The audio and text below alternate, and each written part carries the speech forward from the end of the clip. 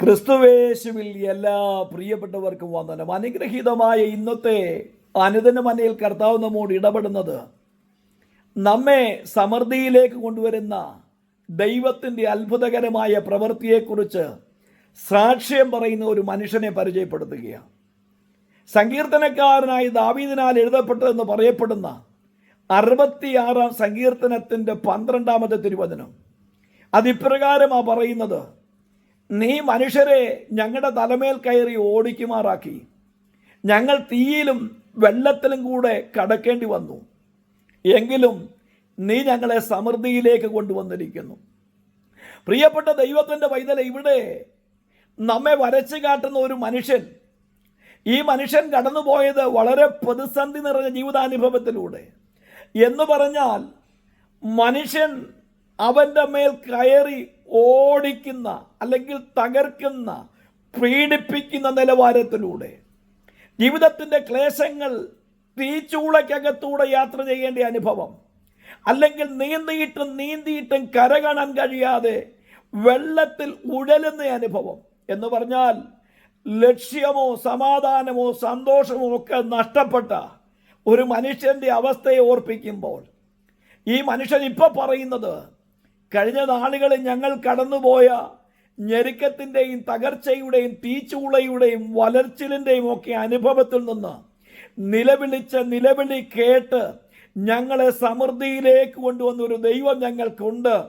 ആ ദൈവം ഞങ്ങളെ ഇന്ന് സന്തോഷത്തിലേക്ക് എത്തിച്ചിരിക്കുന്നു എന്ന് ഉറപ്പോടെ പറയുവാൻ നമുക്കും കഴിയുമെങ്കിൽ, നമ്മുടെ ജീവിതത്തെ പരിശോധിക്കുമ്പോൾ ഞാനും നിങ്ങളുമൊക്കെ ഇതേ അനുഭവത്തിലൂടെ ഒരുപക്ഷെ കടന്നു പോയിട്ടുണ്ടാകാം. അല്ലെങ്കിൽ ഇതേപോലെ തീയുടെയും വെള്ളത്തിൻ്റെയും അസമാധാനത്തിൻ്റെയും അതേ സന്തുഷ്ടിയില്ലായ്മയുടെ ഒക്കെ അനുഭവത്തിലൂടെ ഒരുപക്ഷെ കടന്നു പോകുകയാകാം.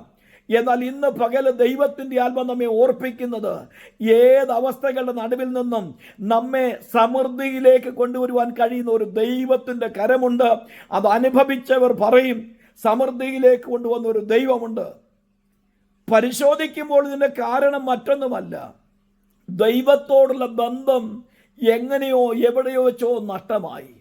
ഞാനും നിങ്ങളും അല്ലെങ്കിൽ നമ്മുടെ ജീവിതത്തിൽ ഈ പ്രതിസന്ധിക്ക് കാരണം വരാനുള്ളത് അത് മറ്റൊന്നുമല്ല, ദൈവവുമായിട്ടുള്ള ബന്ധം നഷ്ടപ്പെട്ടപ്പോൾ ഇപ്പോൾ നമ്മൾ പ്രതിസന്ധിയിലായിരിക്കുക. ഒരു ഭവനത്തിൽ വൈദ്യുതി ബന്ധമുണ്ട്.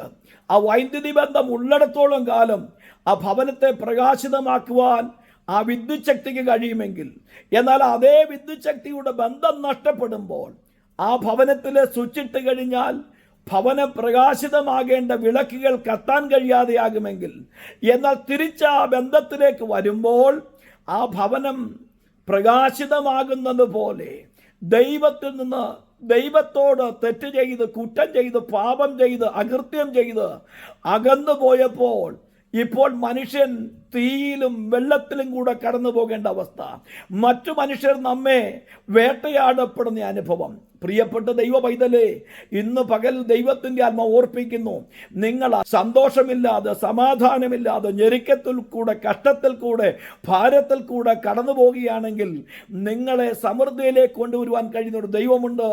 ദൈവത്തെ നോക്കി നിലവിളിക്കുക, നമ്മുടെ തെറ്റുകൾ ദൈവത്തോട് ഏറ്റുപറയുക, നമ്മുടെ പാപം ദൈവത്തോട് മറച്ചു വെക്കാതെ സമ്മതിക്കുക, നമ്മുടെ തെറ്റുകളെ ക്ഷമിച്ച് നമ്മുടെ കുറവുകളെ പോക്കി നമ്മുടെ വിലാപത്തെ നൃത്തമാക്കി മാറ്റാൻ, നമ്മുടെ രട്ടിനെ അഴിപ്പാൻ കഴിവുള്ള ഒരു സർവശക്തനായ കർത്താവുണ്ട്.